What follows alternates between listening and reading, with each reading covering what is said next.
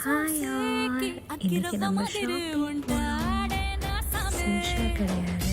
We are going to one of the most important shop that we needed to find. பூக்கடை. This is mister Perumal பூக்கடை. நம்ம ஊரில் முக்கில் மூலையில் எல்லா இடத்துலையும் பூக்கடை இருக்கும். பட் இங்கே அப்படி இல்லை.